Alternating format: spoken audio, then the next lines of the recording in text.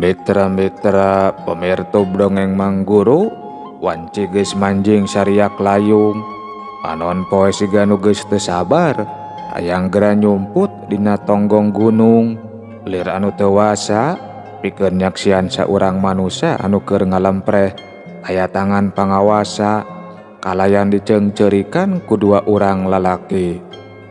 Anu saurang anu dedegna budak leutik anu can manjing umur 10 tahun, nyegruk bari nyiuman leungeun aki-aki anu keur ngajoprak di tengah imah.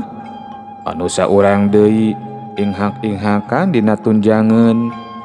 Eta dua urang lalaki teh tayalian ti Jang Pringga jeung si Bedoy anu keur nyeungceurikan Ki Dagar anu keur ngalempreh teu walakaya. "Aki, tong ngantunkeun inggak Ki," cek Jang Pringga sisimekeun. "Ret," Ki Dagar ka Jang Pringga. Ret deui ka si Bedoy. "Mi HP incu Aki. Nya Jang, mi HP incu Aki," cek Ki Dagar. Sorana halon sarta haros-hos siga anu eungap, teteupna oge geus ceuleuyeuk taya cahayaan. "Kantenan we atuh Ki, Aki sing engal damangnya," tembal si Bedoy. Atra pisan kasedih dina paroman beungeutna, sok sanajan Ki Dagar teh lain guruna. Ki Dagar meuremkeun deui matana, jagat satria jeung Raja Lius anu jadi bapana, harita oge milu nungkulan. Ngan pedah, ari Raja Lius mah teu katempoan ku si Bedoy, da kawantu teu nembongkeun jirimna siga anakna.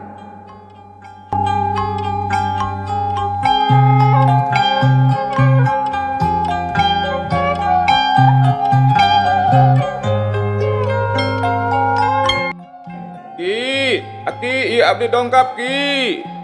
Kadenge di buruan aya nu pating keuleuweuh, si Bedoy gancang ngojengkang, anu saterusna mah mangmukakeun panto.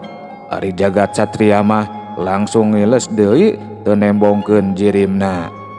"Geuning Jang Bedoy aya di dieu," cek anu anyar datang.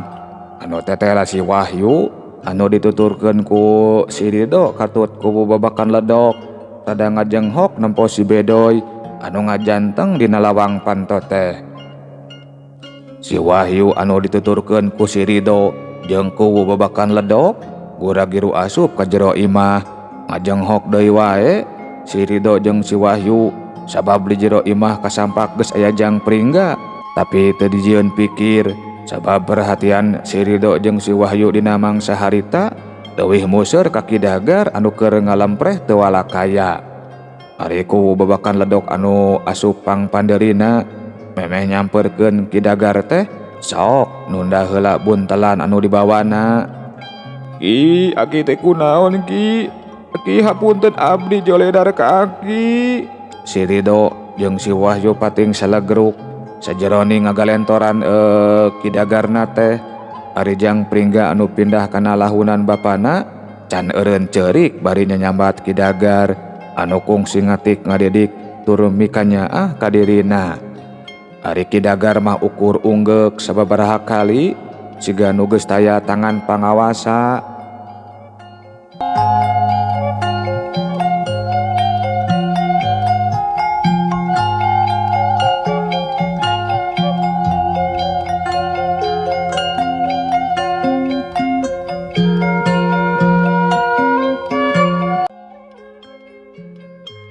Aki bilih tos teu kiat mah mangga we geramiang teu kedah ngantosan Jang Kaka sareng Jang Rohiman, nya didoakeun ku abdi sing mendak bagja di alam padang aki teh cek kuwu babakan ledok nyari tanah semudah reda.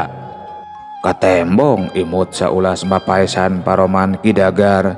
Leungeun Kidagar uyup ayap siga nu hayang ngarongkong leungeun kuwu babakan ledok. Kuwu babakan ledok gancang ngadeukeutan sarta ngaranggem ramo Kidagar. Dumadakan Kidagar siga nu aya tenagaan deui nyah matana beunta rutret kanu keur ngariung dirina. Sorot matana oge cahayaan deui tapi henteu ari cengkatina ngagolerna mah. Jang Suhat, mugi acit nyemu jeung bagja, cek Kidagar siga nu geus wanoh ka kuwu babakan ledok teh. Amin Ki, amin, cek kuwu babakan ledok. Anu tetela ngaranna Suhat siga anu pohara bungahna nempo parobahan Kidagar teh. Jang pringga si Rohiman katut anu sejena oge sarua nandakeun kabungah dina paroman beungeutna. Aki sing engal damang nya Ki, cek si Wahyu kituna teh bari mencetan pingping guruna. Kidagar mah ukur imut. Pringga Wahyu Rijo, hampura kasalahan Aki. Abdi anu kedah nyuhungkeun dihapunten mah Ki. Abdi sareng anu sanesna tos ngararepot sareng seueur kahutangan budi ku Aki, cek si Ridho motong omongan Kidagar. Sakedapan mah Kidagar ukur unggut-unggutan. Nya ku Aki ki hampura pisan, malah macemen jadi hampura oge geus jihampura jinyaha teh Aki mah, cek Kidagar eureun heula nyaritana. Anu aya di dinya ukur ngaregepkeun taya nu wani nyarita deui. Pringga ijo Wahyu, Aki je bungah pisan, sabab hijab kabeh geus jadi jalma anu karasa mangpaatnya ku jalma ea. Mujah-mujahan kahareupnya oge sing leuwih cikicu. Atuh Aki nyalukan hijab kabeh teh sija amican. Aki cerek mulang kanyu kagungan. Juh geus kacembong jalan pangbalikan Aki anu hurung ngempur ku enjahnya cahya sarta nyamuangkeun wawangi anu caya bebanjingannya nya. Aki, cek si Ridho pohara ngajenghokna ngadenge kekecapan guruna samodel kitu teh. Anu sejen oge sarua pohara ngajarenghokna.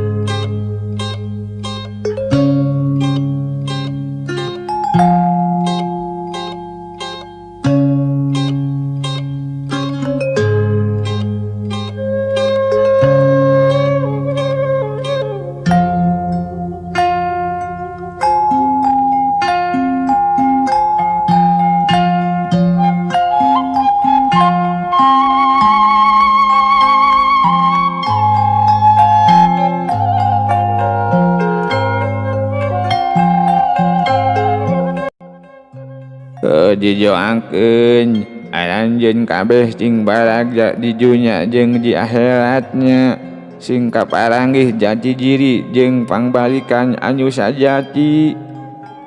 Jang Suhat, incu hijab oge aya kenye, mugia sing kaumuran sarta dinya waktunya sing bisa karumpul deui. Titip salam keur si kakak jeung si Rohiman anu memang geus kudunya teu bisa nyungkulan Aki dinya bangsa ayeuna. Geus nyarita kitu mah Kidagar ngalampreh deui siga nu ilang deui tanagana. Aki, Cek si Wahyu mimiti bedah cimatana. Allah, Allah, Allahu Akbar. Ulah hos Kidagar ngalepaskeun nyawana. Innalillahi wa inna ilaihi rajiun. Aki. Jang Pringga ngagewak bari satengah ngagajeleng tina lahunan bapana. Anu saterus nama nyageruk dina dada layon Kidagar. Si Ridho jeung si Wahyu oge sarua ngaguk-guk di hareupeun Kidagar anu geus ngababatang kari bugang. Si Bedoy milu ngaguk-guk bari ngadeukeutan sarta ngusapan tonggong Jang Pringga.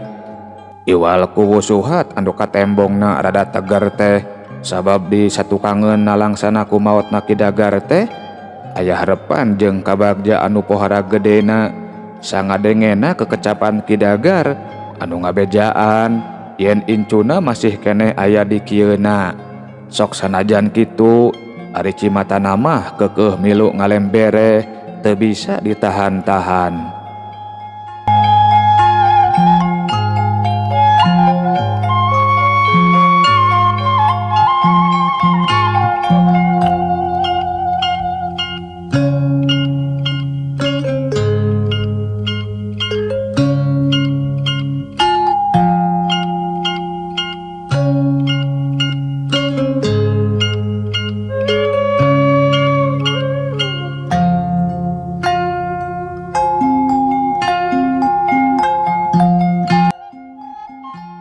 Lumayan lila si Bedoy Jang Pringga sarta anu sejena inghak-inghakan jeung ceurikan layon Kidagar.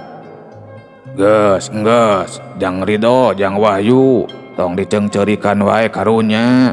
Angguran mah urang geura urus urang pulasara, ceuk Wusuhat ngelingan murid-muridna Kidagar. Rada hese dilelemu jeung dibeberah teh si Bedoy, si Wahyu jeung pangpang namah Jang Pringga malah beki ngaguk-guk bari ngusapan layon anu jadi guruna. Tapi sanggeusna haban dielingan ku Wusuhat mah antukna si Wahyu jeung si Ridho daekeun ngagugu kana omongan jeung pangeling ku Wusuhat. Ari Jang Pringga anu dina kaayaan inghak-inghakan keneh dipangku kudu jadi bapana. Kedah kumaha yeuna Pakowo, ceuk si Bedoy neuteup ka ku Wusuhat. Kumaha Jang Wahyu, Jang Ridho, rek ngadagoan heula Jang Kaka jeung Jang Rohiman atawa rek langsung di Pulasara? Da ari dibawa ka lembur mah teu mungkin da jauh teuing, tanya ku Wusuhat malah tumanya ka si Ridho jeung ka si Wahyu. Saena mah urang ibakan we heula sakantenan bari ngantosan si Kaka sareng si Rohiman. Da abdi yakin si Kaka sareng si Rohiman oge diwartosan ku Kidagar sangkan sarumping ka dieu, tembal si Wahyu dina sesa-sesa ceurikna. Nyahog ari kitu mah atuh kuring jeung Jang Wahyu ayeuna rek ngamandian mayit. Jang Bedoy jeung Jang Ridho mah bagian ngagali kuburan we nya, ceuk ku Wusuhat ngabagi-bagi pancen. Sarerea sapuk kana kamandang ti ku Wusuhat, si Bedoy jeung si Ridho carangkat sejang ngalaksanakeun pancena dituturkeun ku Jang Pringga. Kabeneran pacul mah aya 2, malah mah aya 3 jeung anu dorana potong. Urang dipipir we nya Kang Bedoy, ceuk si Ridho neuteuk ka si Bedoy. Nya kumaha saena we abdi mah sedang ngiringan, tembal si Bedoy.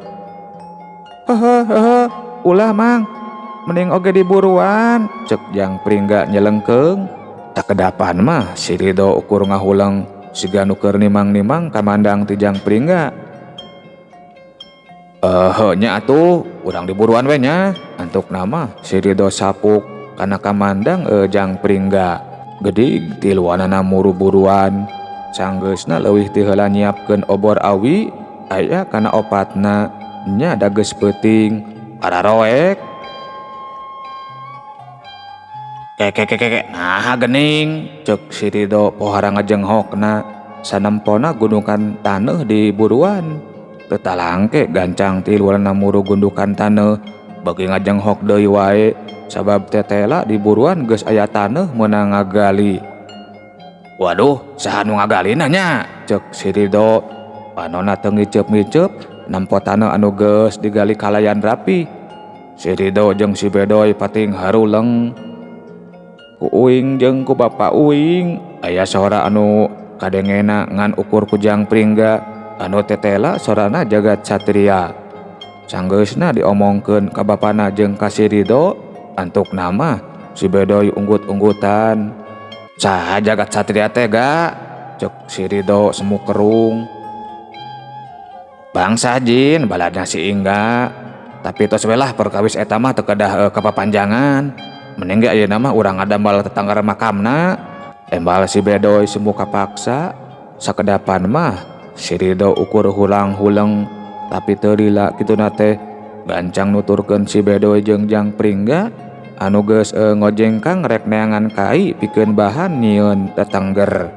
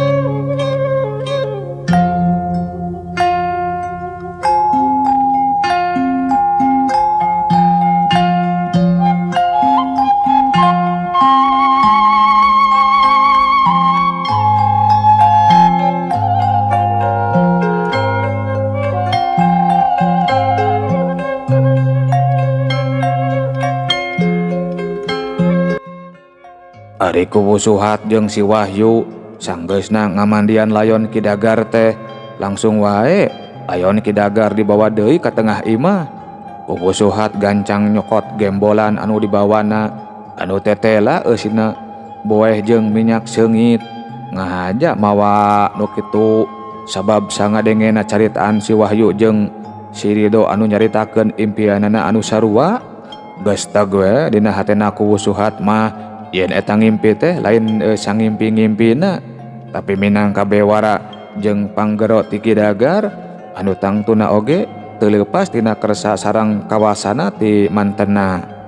Layon Kidagar diboehan ngan anu mata kelok sabab atra pisan sanggeusna dimandian mah aya imut kabagja dina bibirna Kidagar.